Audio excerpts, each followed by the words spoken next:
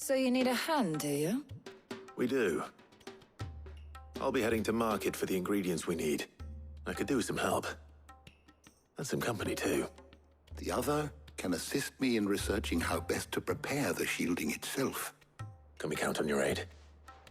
Always. Well, if Jill's game. Thank you. I am sure either of these fine young minds would prove indispensable in my research. I leave the decision as to who will go with whom in your capable hands, Clive.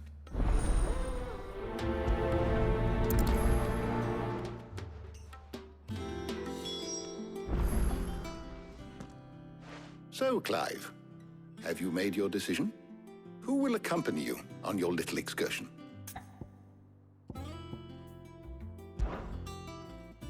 Very well. So then, what do we need to find? I have taken the liberty of preparing a list. Here. White chocobo eggs. Pepio nuts. Are you sure this list is right? Everything on here seems very edible. I would have thought the ingredients would be a little more exotic. Though these items may seem mundane, they have potent effects that are rarely exploited, effects for which they were once highly prized. So much so, in fact, that they were harvested almost to extinction, hence moon dews having fallen from favor. Now, of course, they can be obtained with ease. You should be able to find everything you need at the market in Northreach. Is that so? I've been meaning to visit Northreach anyway. I'll set out now. Join me there when you're ready. I will. Until then. You two enjoy yourselves. You too, Talia.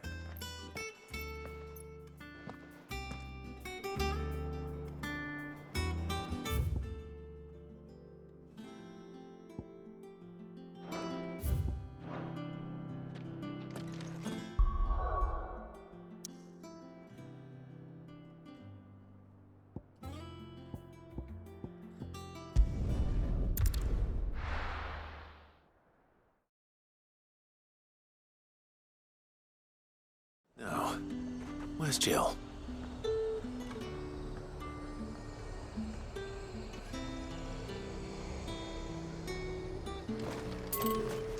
There's talk that the Glassgate flood has finally spread. Keep them pilgers nice and chilled. I won't. Are those Pepio nuts? Can have a tap. How goes the hunt for ingredients? I've only just started. I'm sure everything we need is somewhere amongst all these stalls, though. Why don't we split up and see? We'll take a couple of ingredients each. All right. What am I looking for? How about you look for the Pepio nuts and some garlic? I'll find the other things we need. We can meet by the gate when we're finished.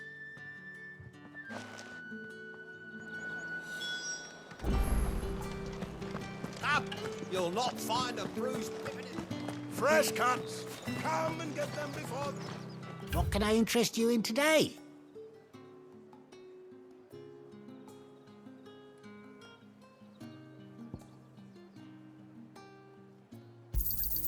I trust it's all here. You're always welcome here in Lostwing.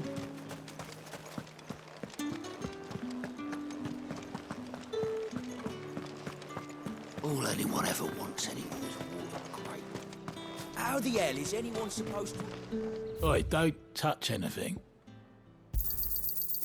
If that's what you want.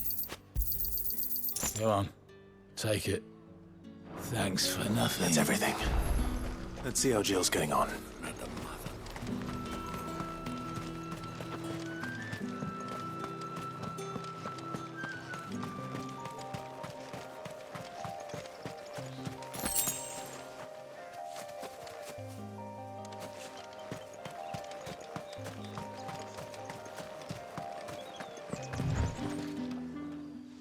Did you find everything?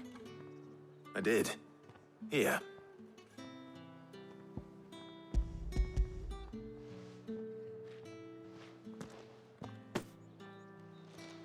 Garlic and Pepio nuts. Perfect.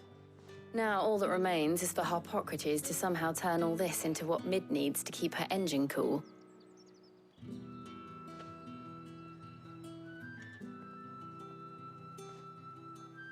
But before we head back, would you walk with me a while?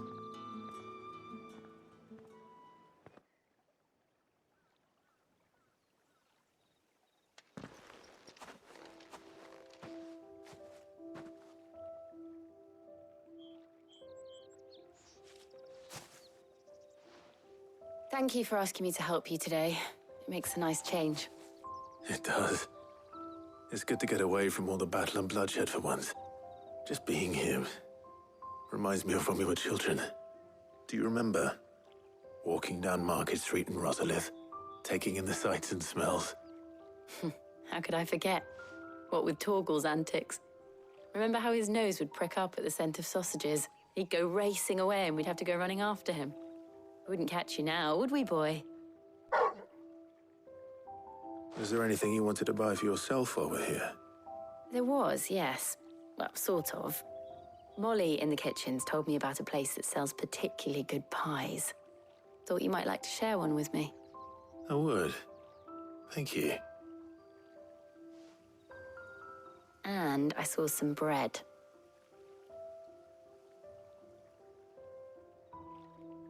Big white cobs like the baker back in Rosalith used to make. What do you think? I thought we might get some soup to dip it in.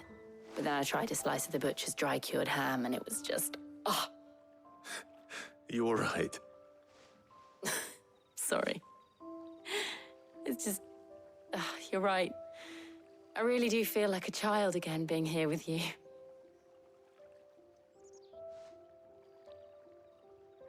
Clive. Is it wrong of me to enjoy this? No, Jill. This is how life should be. And it's how our lives will be when our work is finally done. When we can live on our own terms. I hope so. Thank you, Clive.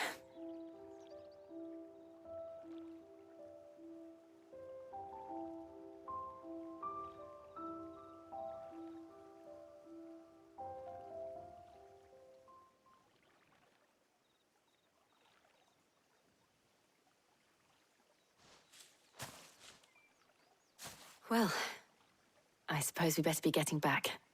I need to give these ingredients to Harpocrates and Talia. I'll see you at the hideaway. Take care. I will. You too.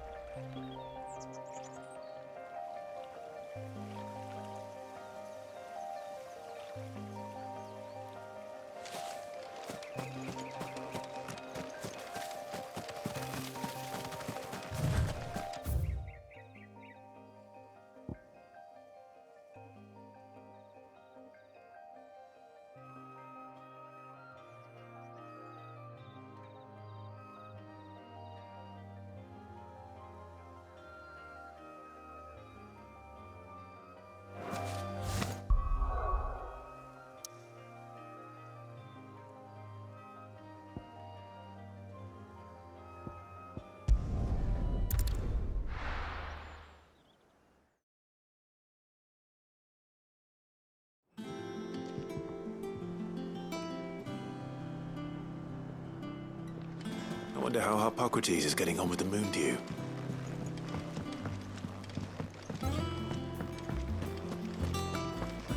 Ugh, I'm never drinking.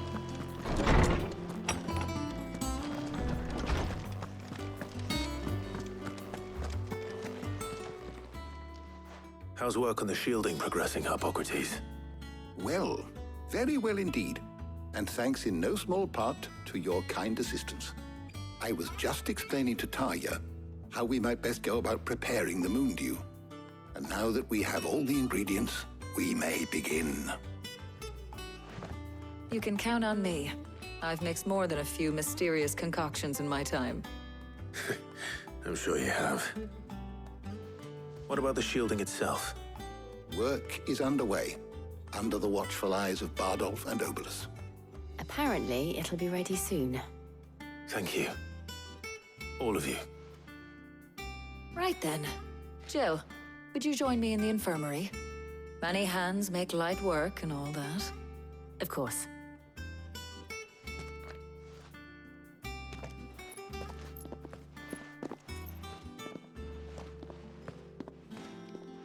Oh, and Clive, thank you. It was nice just being with you.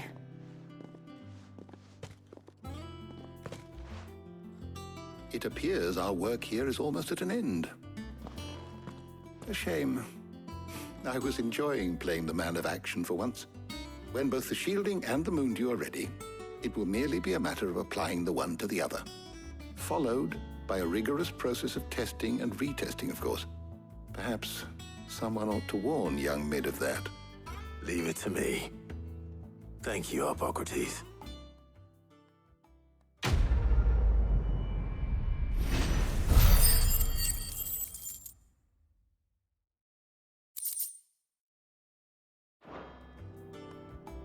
Well, I'd better go and give Mid the good news then.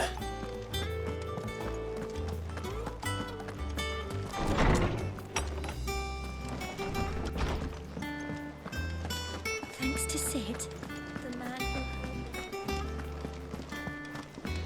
He cracked the crystal too? You're joking.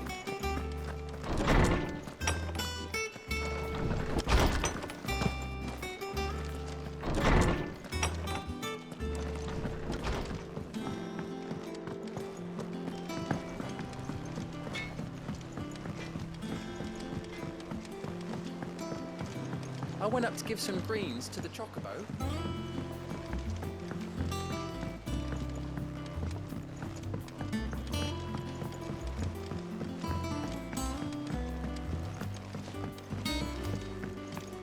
Mid hasn't been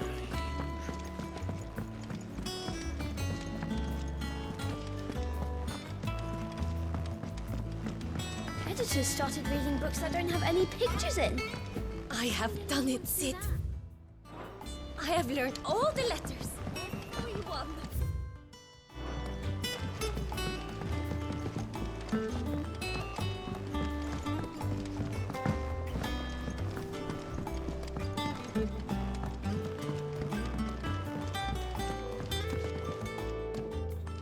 Sorry to keep you waiting, Mid.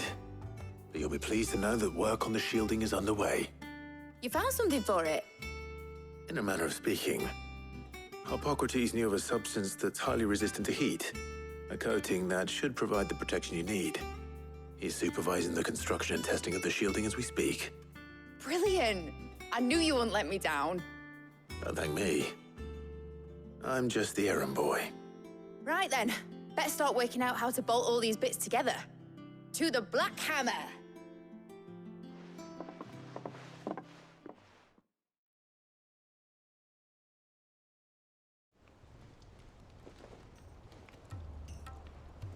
You know, when I got into the smithing game, I thought I'd be making swords and shields, not thermal bleeding didgeridoo-dahs. Displacement stacks. Same difference. Whatever you call it, I ain't putting it together in here. It's cramped enough as it is. Let's take this outside. Mid, you get all the parts lined up on the deck. I'll take care of the rest. On my way! Oh, and bring me the biggest hammer you can find. This is gonna require some precision walloping.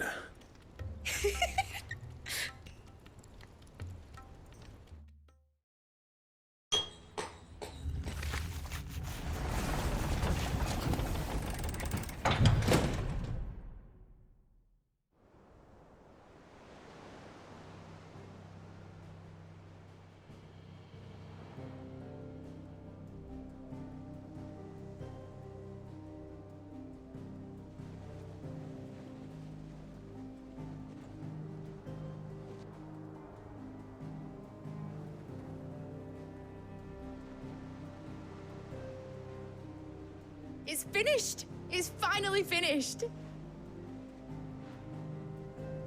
Thank fuck for that. I'll be feeling my hammer arm for weeks. Thank you, Clive, Blackthorn, everyone. That's one down and just 3 more to go. I'm sorry. Oh, didn't I tell you? The Enterprise has 4 mithril engines, and we'll be needing a displacement stack for each. You don't mean... Don't worry. Now they've got a finished one to work off, my gang in Canva can build the rest. Good luck to them, I say. Right, I'm off to get a sling for this elbow. Any other work comes in, keep it to yourselves, eh?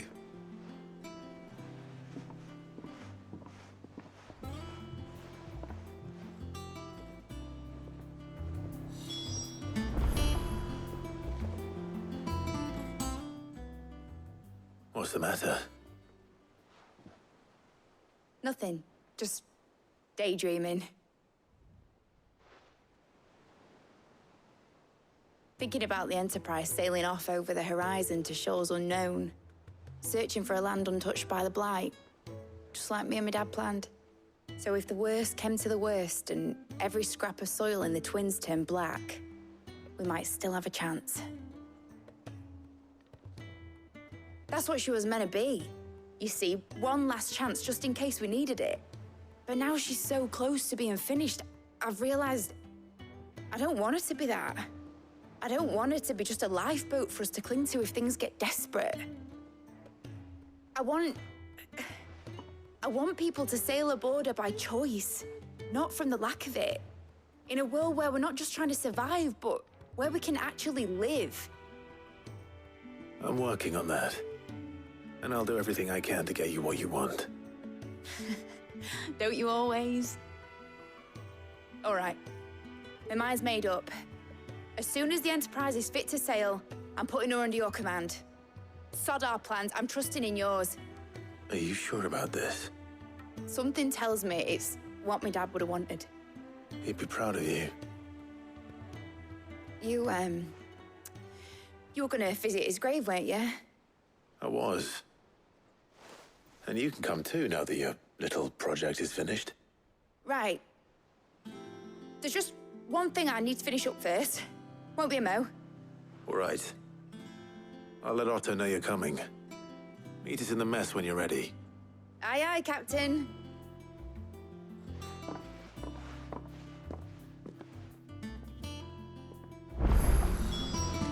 They told me she was building a ship.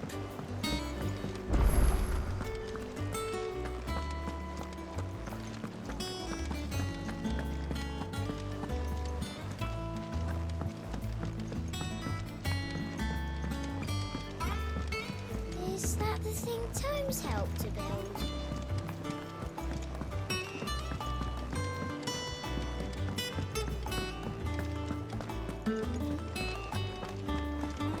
He cracked the crystal too.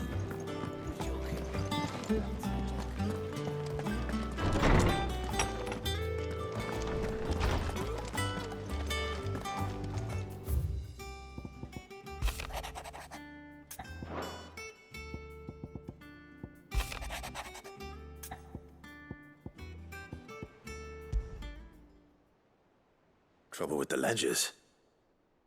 Shouldn't he be asking Otto for help?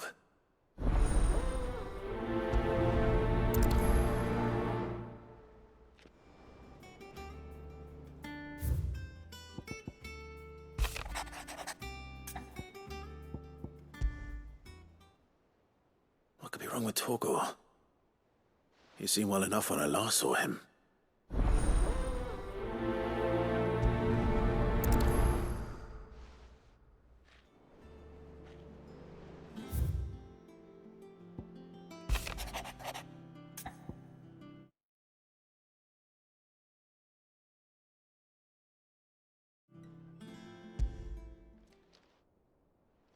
Hopefully it's nothing. But I should speak to Blackthorn just in case.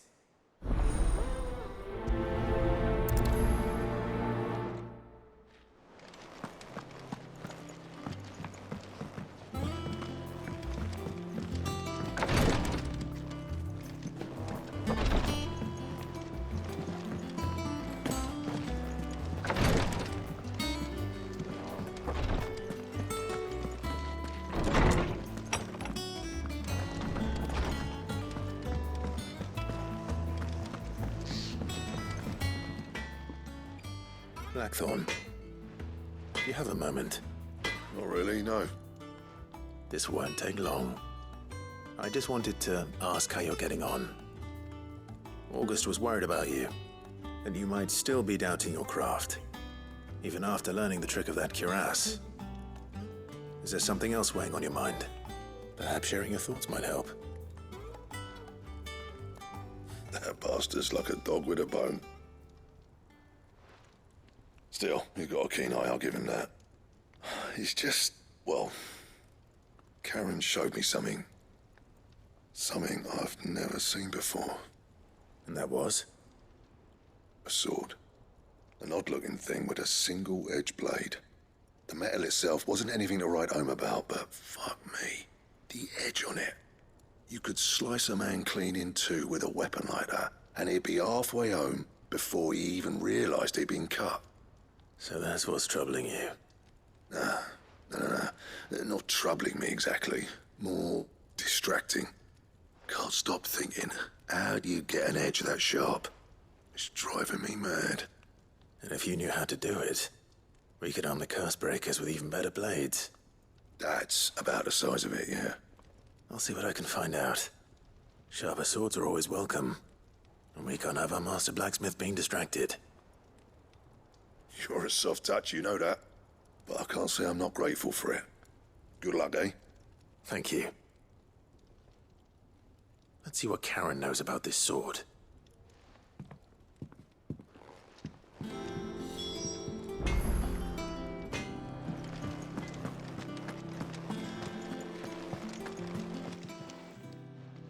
I got your note. You think something's wrong with Torgal? So you can read. Congratulations. But I didn't say I were wrong with him. I said something weren't right. He's not been eating me treats. He used to love cracking the bones from Molly's boiled brown, but now he won't so much as look at them. Didn't like him. Which is why I'm of a mind that his mind's on something else. You've not been working him too hard, have you? No harder than usual. Is that it, boy? Do you need a rest? What was it you said he was? A frost wolf? That's what the lawsman seems to think. Then maybe this all has something to do with whatever it is that's woken inside him. I suppose things have been different since Rosalith. Perhaps Hippocrates knows something. Instead of everything, you mean? Perhaps.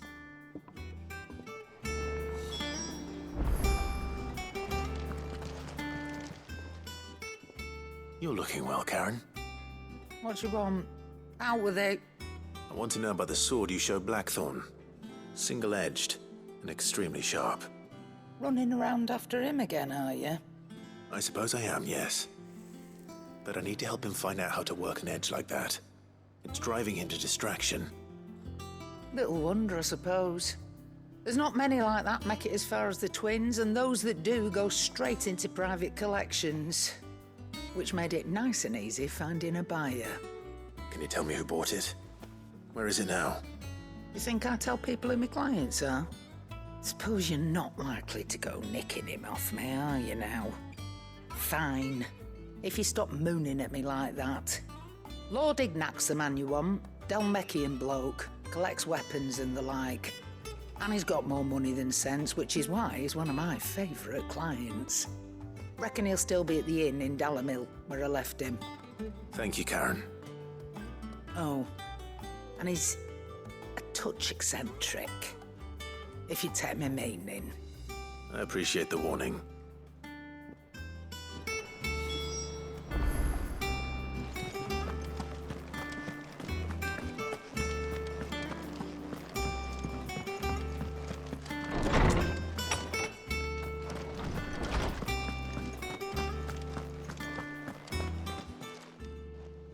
Lawsman, I need to ask you about Torgal. Something's not right with him. He isn't ill, is he? I don't think so.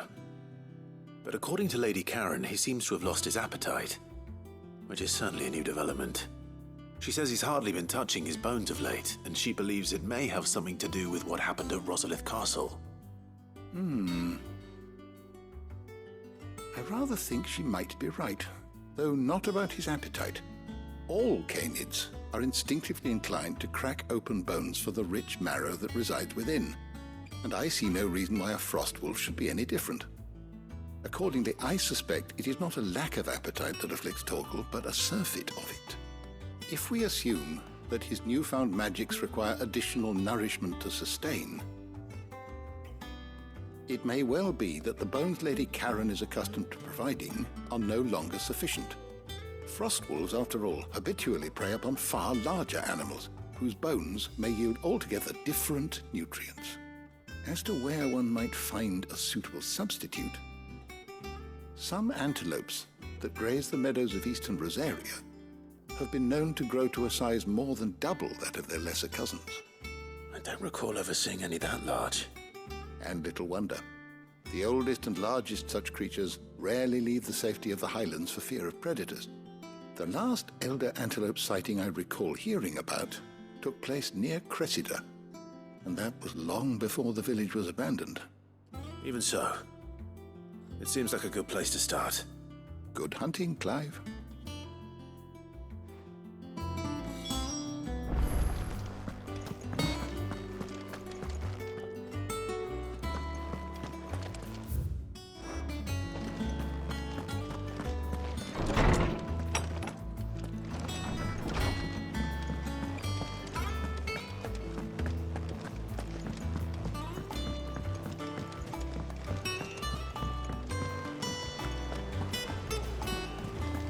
Is that the thing Tomes helped to build? Mid told me she was building a ship.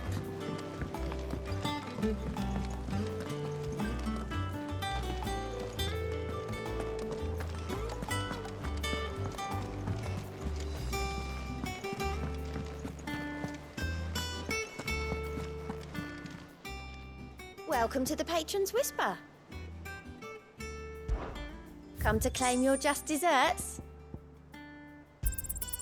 You earned this. All in good time, eh? Clive.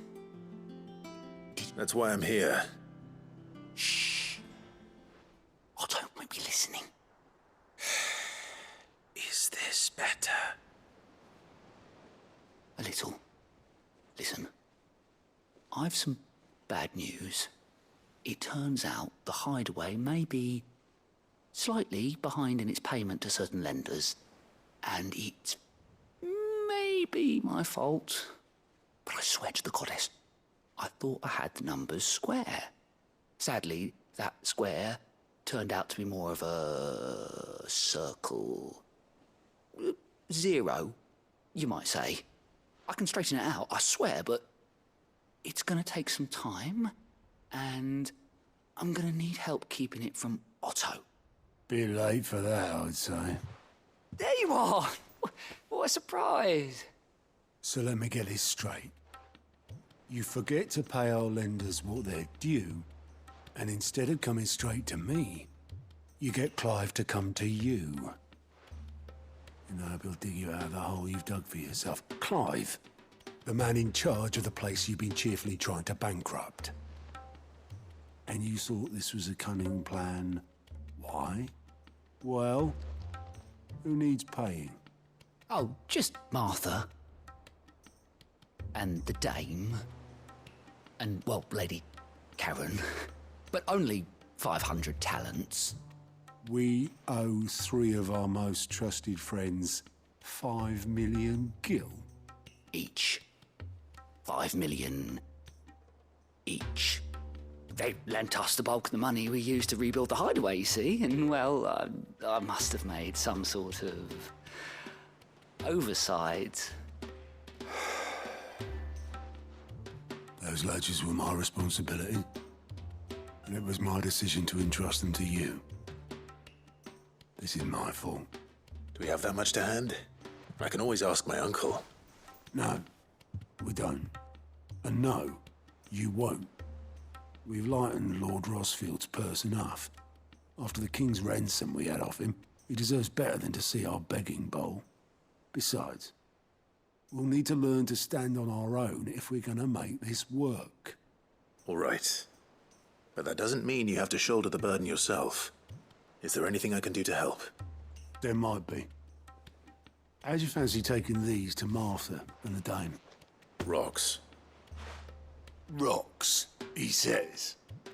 Worth 1,000 talents apiece, these are. A little something Sid and I set aside for when times got lean.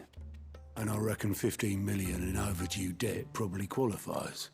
I just hope our associates' eyes are a bit more discerning than yours. I'm sure there will be. Should be me making the rounds, really.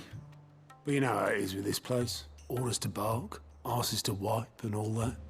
I know. Which is why I don't mind going in your place. Go. Do you know why I only gave Master Clive here 2 star rubies? Because you'd rather Lady Karen killed me. Because I'd rather Lady Karen killed you. Yes.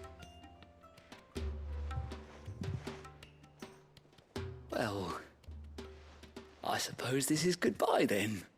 Don't worry. I'm sure Karen will understand. Really? Do you think so? No, I don't.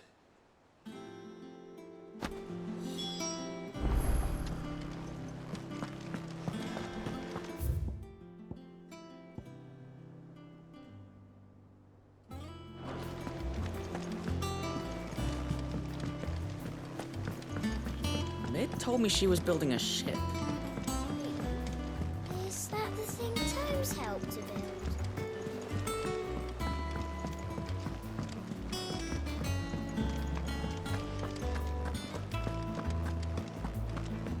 Entrapment crystals.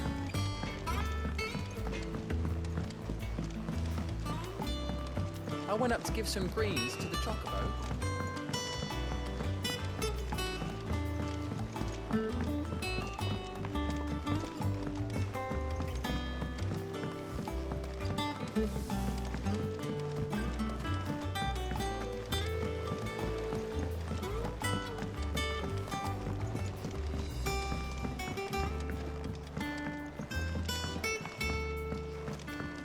Well, here, Sid. Reckon you might be just the man to help me out of a bit of bother, if you were mind to. Let's hear it. Well, it's about this alembic the chief's got me making. Lovely bit of kit it is. Probably I imagined.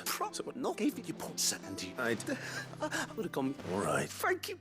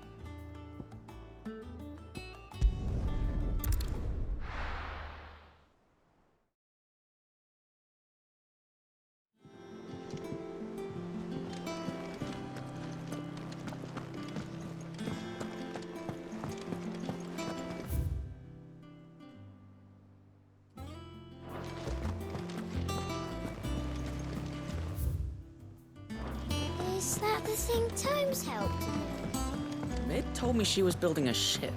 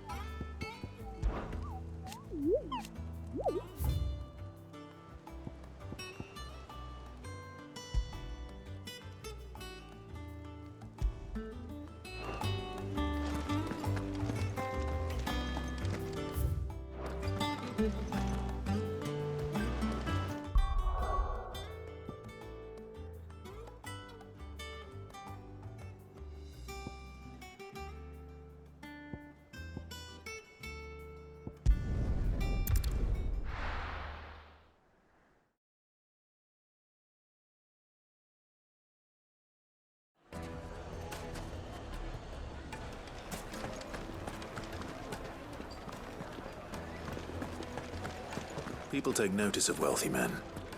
Shouldn't be too hard to track down Karen's collector. The St. Drake's Fang is gone. The whole Mother Crystal gone. What are we gonna do? Calm yourself.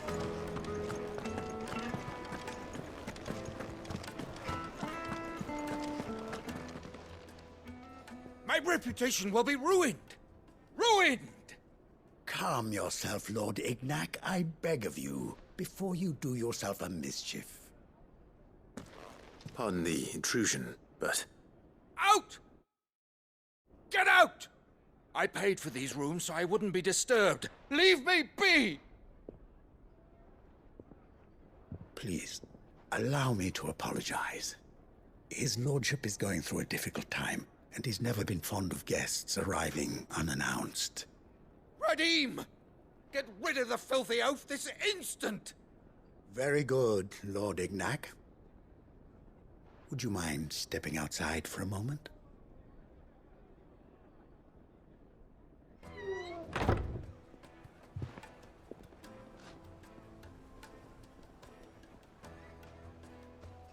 I'm sorry if I've caused you any trouble. That? Oh, no. That's just how his lordship is. Though the morning's events have left him somewhat fractious. He's been dispossessed of his luggage, you see. The thieves also made away with a considerable amount of coin. Coin the innkeeper will soon be keen to collect. I don't suppose a certain blade was among the stolen items. A single-edged sword.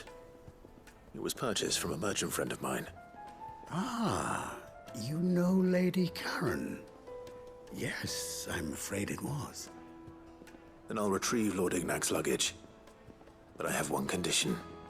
You have but to state it. You are welcome to anything that is within my power to grant. I want an audience with Lord Ignac. A few minutes should be enough. Then I'll be on my way. A condition I would be a fool to refuse. Of course, you shall have your audience. I don't suppose you saw where the thieves went? I did not, no. Though some discreet inquiries made on his lordship's behalf mean that I know where you might find them. The bandit's bed. Every ill-gotten coin in Dalamel is said to pass through that disreputable corner of the Valcroy. And that's where I'm heading. I shall speak to Lord Ignac in your absence, and arrange for an audience upon your triumphant return. That will be very kind of you. Farewell, and best of luck.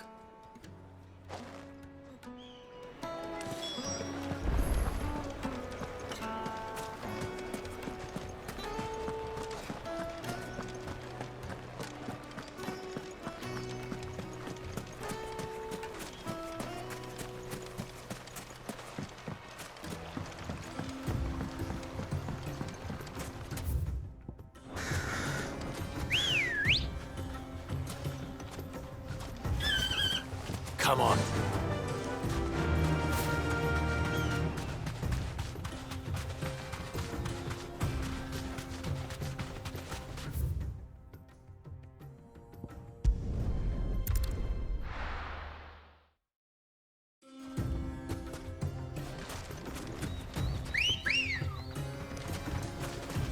Come on.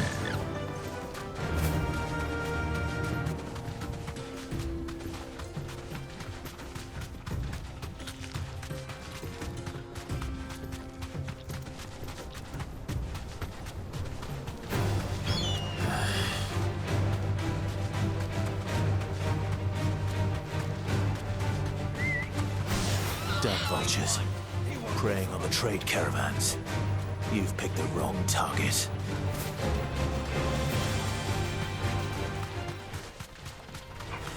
All right.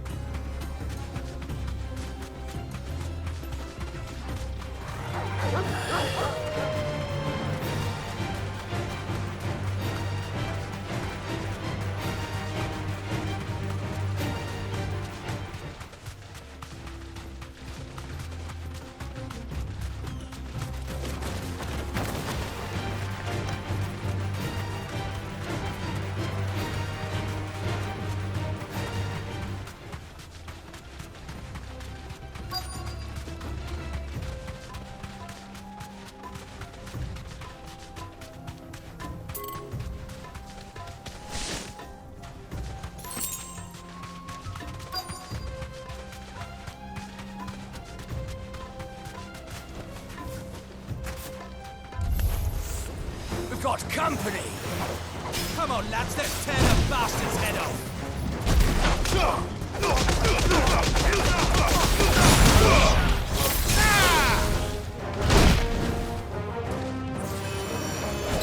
It's over!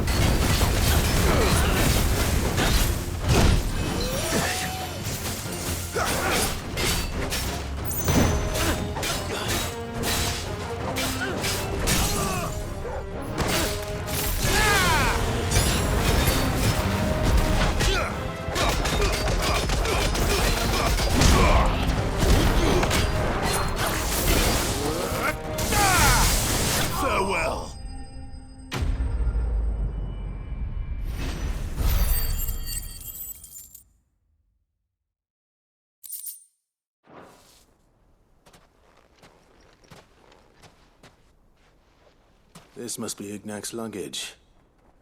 Nothing seems to be damaged. All right. Let's get it back to Dalamil.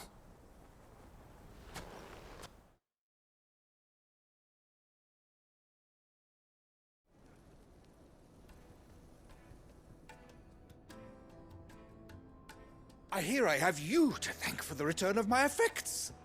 What should I call you, my good man? Wyvern. Glad to make your acquaintance.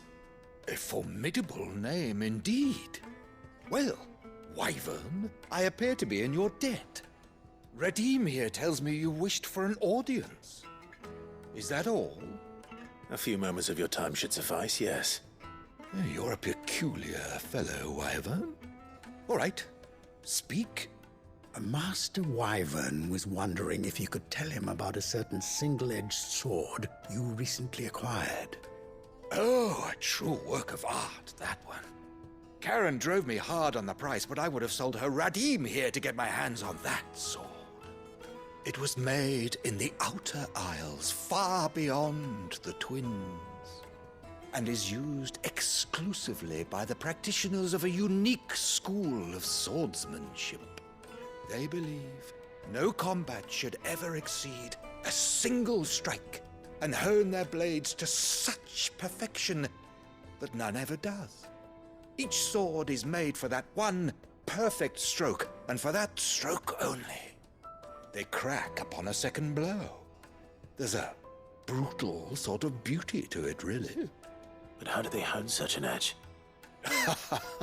Fine question. Why, they use a whetstone, of course. Whetstones, rather. A whole array of them, ranging from the coarse to the fine. 10,000 licks with the sharpening stone, then 10,000 more. But it is the final stone which lends the blade its legendary sharpness. A mineral quite foreign to this great realm of ours.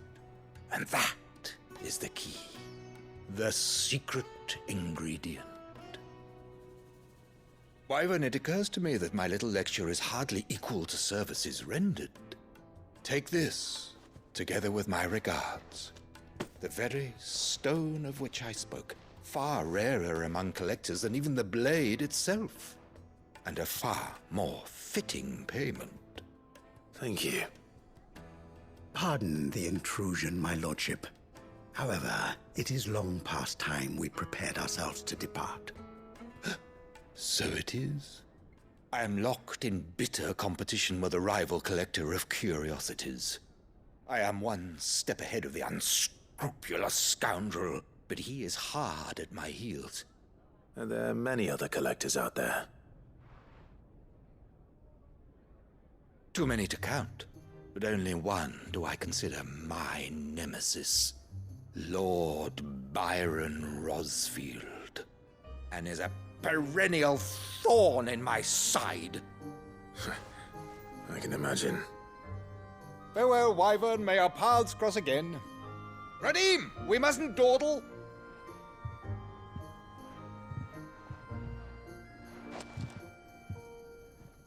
I think his lordship is rather taken with you, Master Wyvern.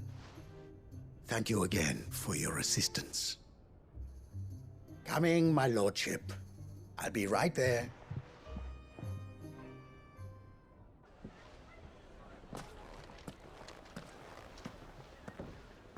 Trust Uncle Byron to find such an interesting rival. Now, let's see what Blackthorn makes of this whetstone, shall we?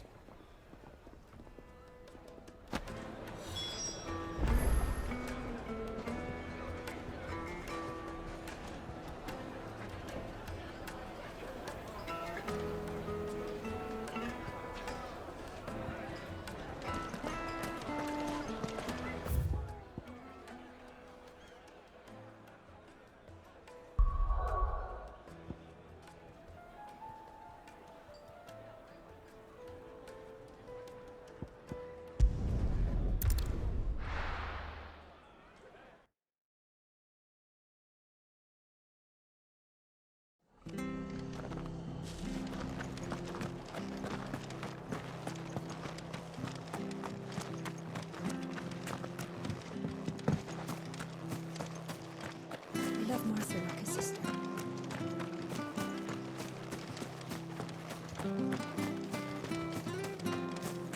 But the Empire have dragoons. Wyverns.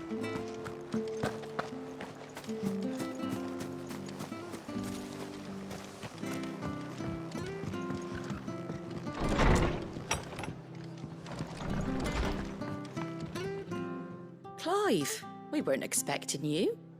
I wasn't expecting to be here, but it seems we still owe you a considerable amount of coin for your help with our rebuilding efforts. And though I doubt it's what you were expecting, we were hoping you'd take this as payment.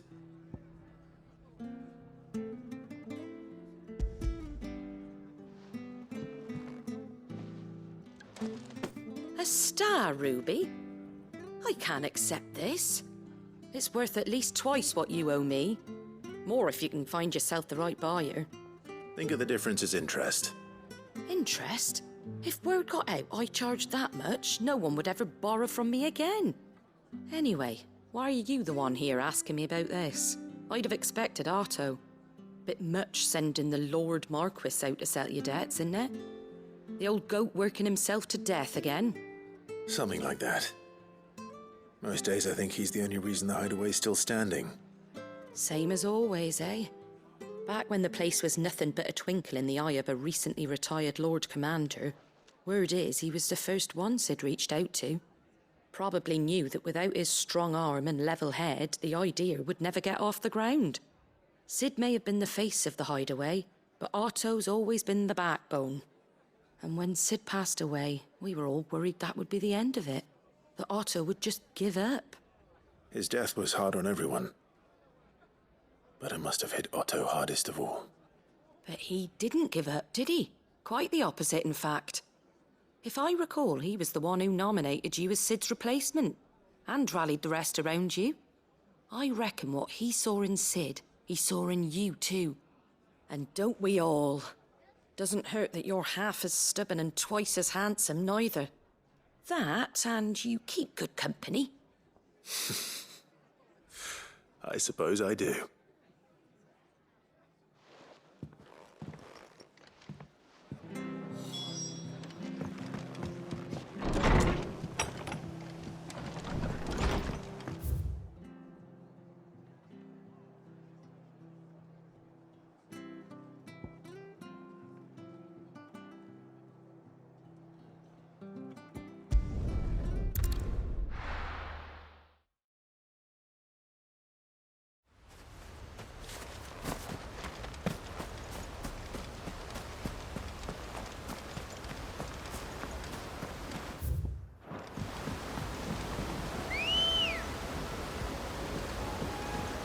Ready, go?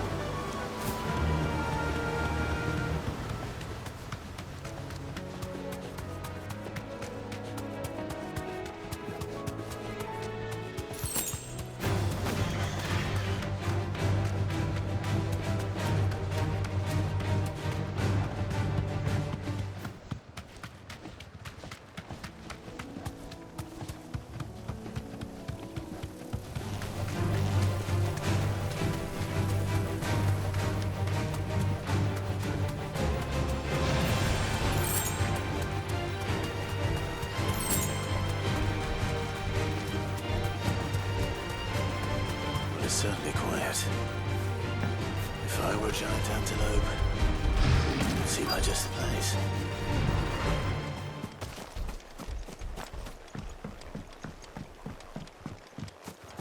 I doubt we'll find one bigger than that.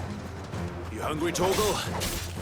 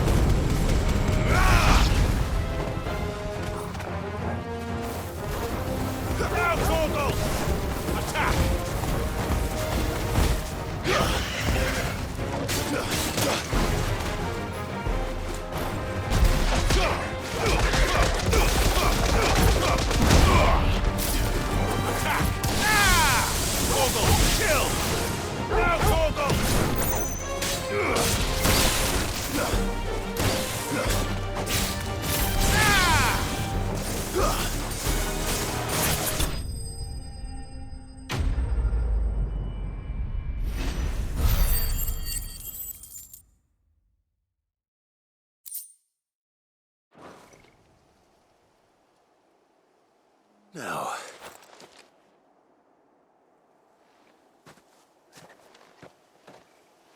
will it be enough, I wonder?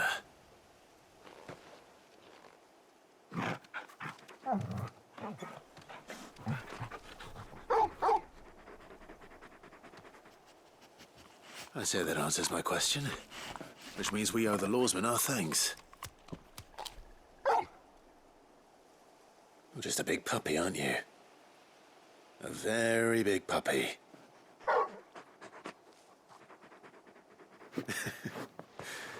You do know you can take that with you, Torgal. Lady Karen will be relieved to hear you've got your appetite back. Come on, boy.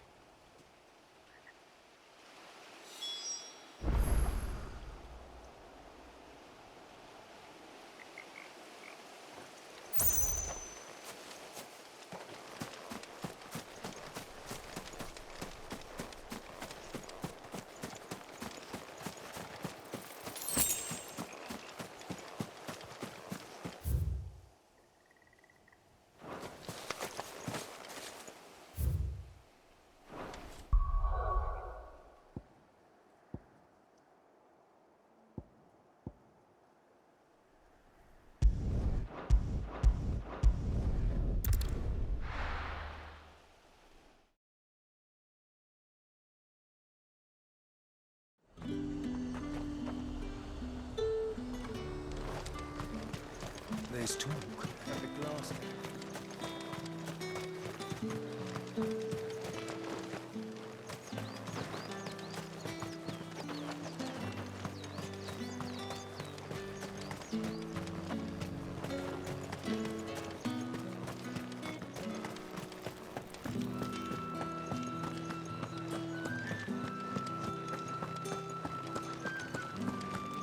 Did you hear? The gates to heaven. I want to see you again. What am I going to do without sweet water and oil of talc? Milady, I come bearing gifts. Gifts? Whatever is the occasion.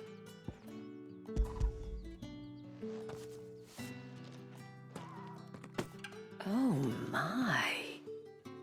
Clive, you really have outdone yourself. Otto asked me to give it to you. To settle the Hideaway's debt with the Veil. And to compensate you for the time it took us to do so. You disappoint me, Clive. I thought you might finally be warming to me. Tell Otto he can keep his baubles. I tried to tell him as much the first time around. The man owes me nothing, nor does the Hideaway. My contribution to the restoration effort was made freely and willingly. It was the least I could do. You once told me Sid did you a kindness. I'd like to do the same. Please, accept it. For my sake. And for Otto's. For all of ours. For all you've done. It is rather fetching, isn't it? Very well. Otto is lucky to have you, Clive. I doubt anything could ever replace his son. But you and the others at the Hideaway are the closest thing he has to family. Otto had a son. Long ago, yes. Sid told me Otto lost him when he was just a boy, and blamed himself for not being able to stop it. I don't know how it happened, whether there was anything he could have done, but it was clear that it weighed heavily on him. I didn't know. How could you have? I doubt anyone did. Besides Sid, I've never met a man more keen to bear his sorrows in stoic silence. An ill habit, given that both have always been surrounded by friends desperate to help them. I'm beginning to see that.